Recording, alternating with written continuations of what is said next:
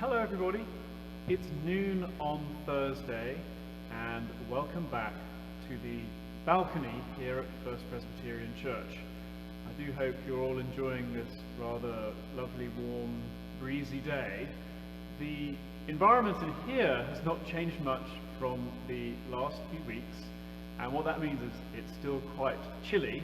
I think the thermometer up there reads about 63 or 64 degrees, but fear not, the temperature will soon be rising here.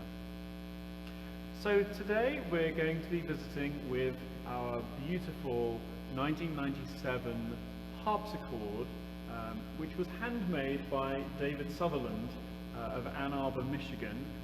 He is now retired, but he spent a lifetime working in the historical department at the University of Michigan in Ann Arbor. In particular, he spent some time with a late 17th century harpsichord, and during the process of restoring this instrument, I believe from the 1680s or so, he learned an awful lot about the construction methods which the Italians were using in the late 17th century. And he then made a number of variants on that particular instrument, following the designs and the construction practices in use in the late 17th century in Italy. So the wood is cherry wood, and what you might notice if you decide to go and listen to a little bit more harpsichord music online is that many of the instruments have two keyboards. This is definitely a feature which David Sutherland did incorporate into his Italian style instruments, but primarily that is a French harpsichord, and they are made on a much more robust scale. Most of those have much, if you can see the thickness of the wood here, we're talking about maybe ½ inch thick, just in the curve there, and that goes all the way down. The instrument itself is about 7.5, nearly 8 feet long, and the sort of fineness of the cherry wood in the casework. Also, there are 3 legs. There's a kind of a frame on the bottom and a single leg in the back. Whereas a lot of those larger French harpsichords, you'll see they have kind of a much more sturdy frame to hold them up. Those instruments, the French style instruments, have much more resonance about them and much more weight. And they began to use much more heavy strings. Here, all of the strings are made of brass and are very thin and very narrow, and the mechanism works by when you play a key, just back in here, there's a bunch of teeny weeny little jacks, and I'm just going to pull one out and show it to you so you can see how the instrument is made. If I hold that up, you can see that there's some red things on top, and right between them there you can just make out a teeny weeny little black plectrum, and that is made of plastic. There it is, that's a slightly better picture of it. Those are made of plastic or Dalcron these days, but back in the olden days they were made of shaved and shaped duck quills. Now you'll see here that there's a couple of numbers. It says 35 and there's a Roman numeral 2 underneath it. We have actually 2 sets of strings in the harpsichord. And this particular jack, which I'm just gently, carefully putting back now, plays the second set of, there it goes, plays on the second set of strings. So you can maybe see here that as I press the keys, the jacks jump up, and then I can pluck the keys. So there are two different sets of strings for each note. The rank number 2, which we refer to as the back 8, the longest string being approximately 8 feet long, just like on the pipe organ behind us, is the more mild sounding set of strings. So if I were to play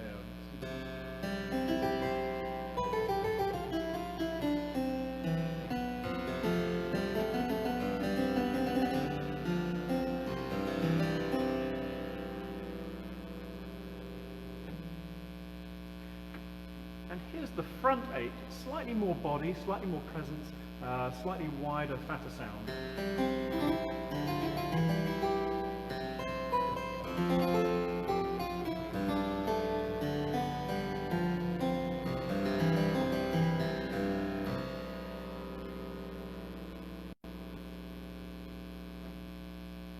The other thing you may notice if you've been listening to harpsichord music is that there's, on this particular instrument, these Italian harpsichords, the sound really just jumps out straight away. And then there's a kind of a very swift die-off in the sound, and then there's a longer resonance. But the sound is quite thin by the end of the, after the pluck.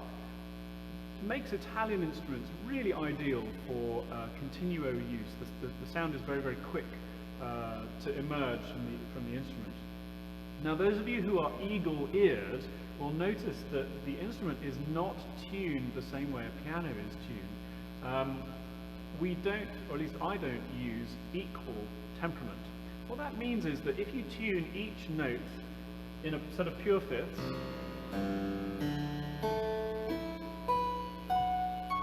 and so on, all the way around, when you get back to the first note again, it's not the same as where you started. In fact, it's quite a lot sharper, very, very bright.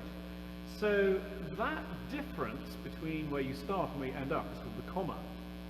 And it's a certain frequency, and it has to be, you have to work out how to divide it up between all of the different notes. Now, in modern days, they're basically all evenly, you take the amount of the comma and you divide it between all 12 notes. But what that means is that nothing is ever in tune. Take C major here, it's absolutely pure.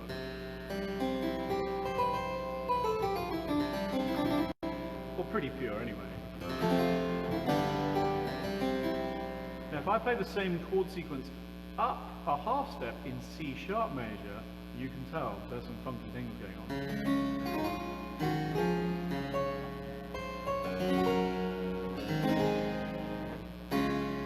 It just sounds out of tune.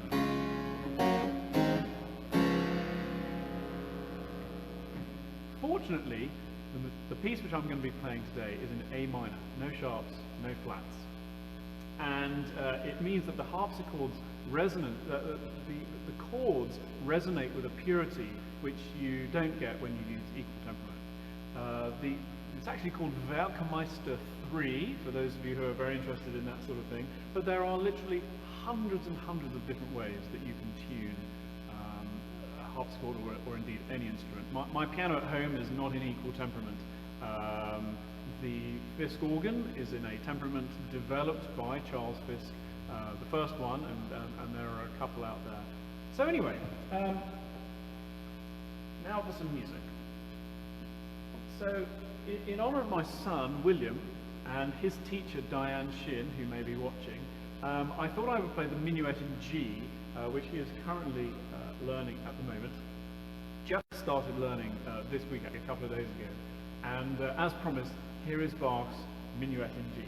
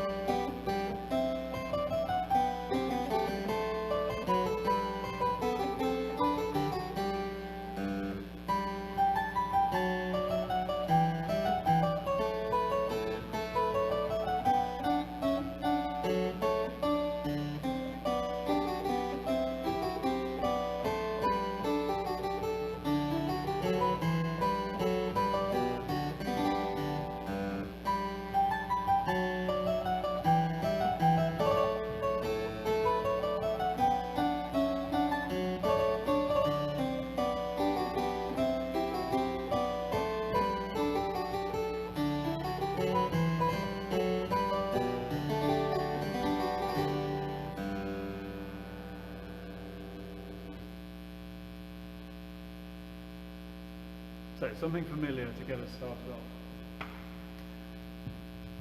Now, the rest of our time together is I'm going to devote to the second English suite by J.S. Bach.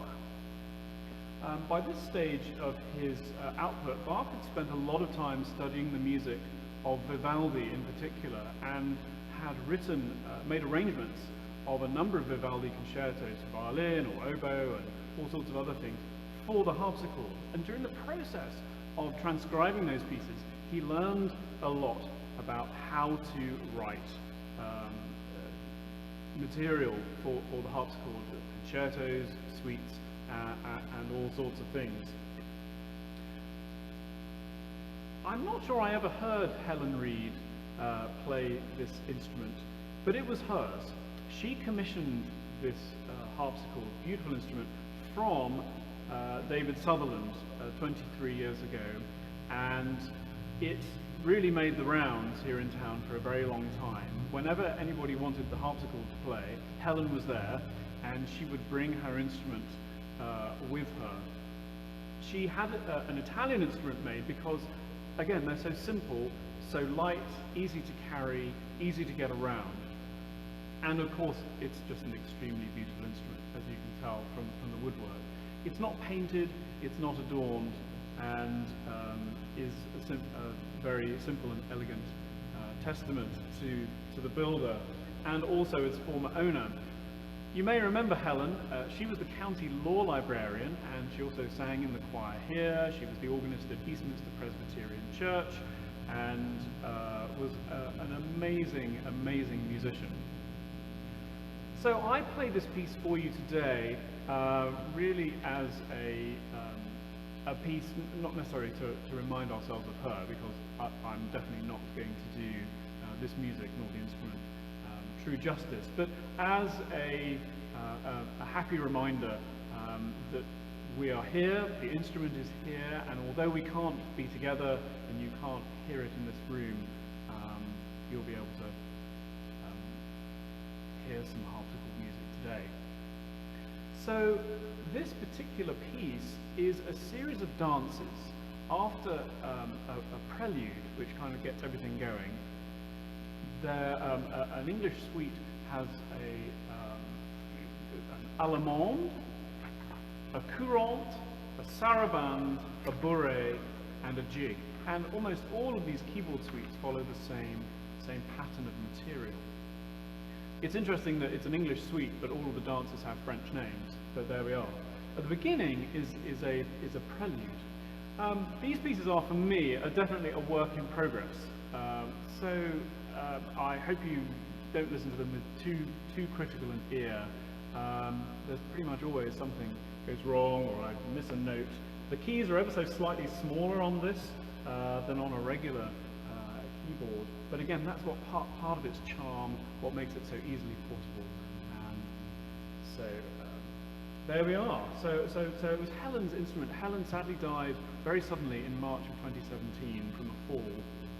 And the church was very lucky to be offered the opportunity to purchase this harpsichord from her estate and to keep it in the Evansville community, where we thought that it could continue to provide music for the entire tri-state area, and the local philharmonic orchestra and schools and other choirs. It's kind of done the rounds a little bit, and glad to know, and I use it very regularly here at First Presbyterian Church in worship as well. So it definitely gets quite a workout, and it's a thrill to have it. So I'll talk a little bit about each dance before I play it, but to begin with, here is the prelude to English Suite number 2 in A minor.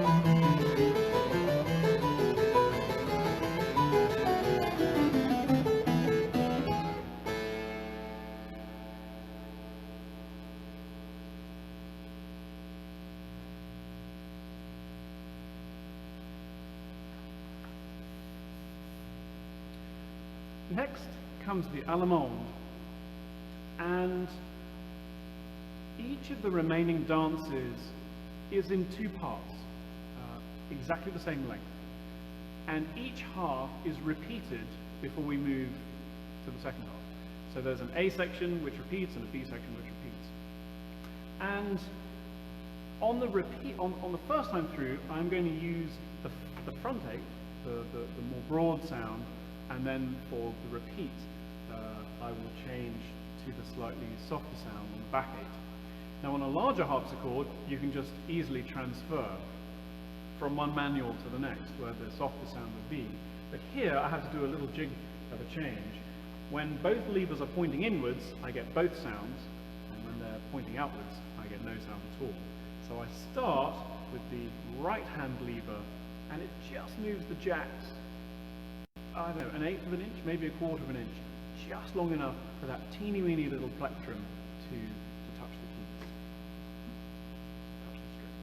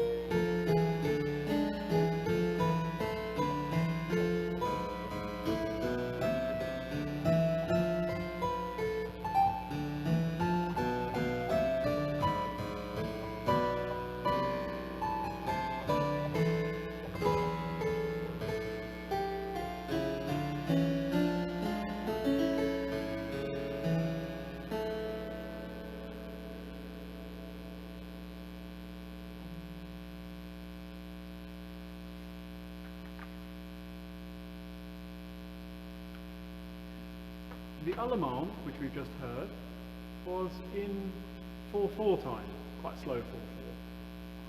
The next dance, the Courant, which again is in 2 halves which repeat, is meant to be really quite jolly. I'm not going to play it quite up to the speed that you hear on most performances, but it's in a 3 time. So 1, 2, 1, 2, etc.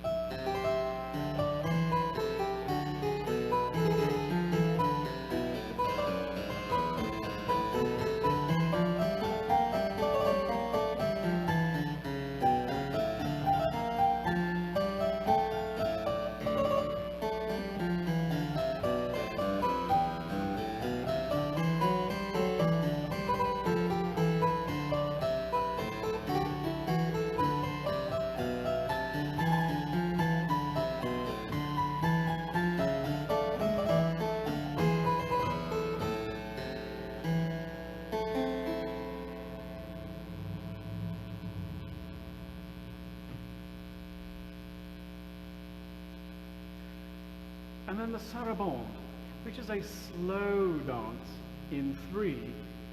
Curiously, and it's unique to Britain, I believe, in this time, the emphasis goes on beat 2. 1, 2, 3. 1, 2, 3, which is quite unusual. Again, the other thing about the Sarabande is that the first time of each half is relatively plain, and then on the repeat there are all sorts of ornaments and things which get added to the melody. Most recordings have these. I'm kind of going my own way a little bit on some of this, so if it sounds different to what you're accustomed to with your recordings of the A minor suite, fear not. The other thing which I'm going to do is I'm going to play the first time through more plainly than usual, so that there's a greater difference between the ornamented version and the unornamented version.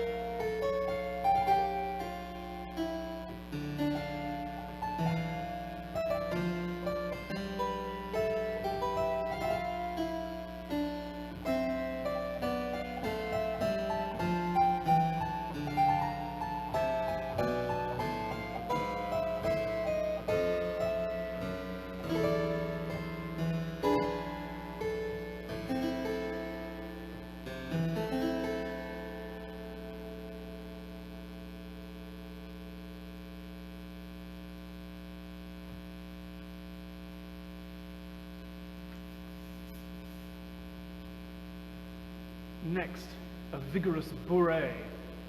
Quite simple music, made of two parts, which again repeat. But in the middle, there's another part in A major, also in two parts, which repeats. So you kind of get AA, BB, AA, BB of the second part. And then the first one repeats again, but you get AA, that AB at the end with no repeat. All will be made clear.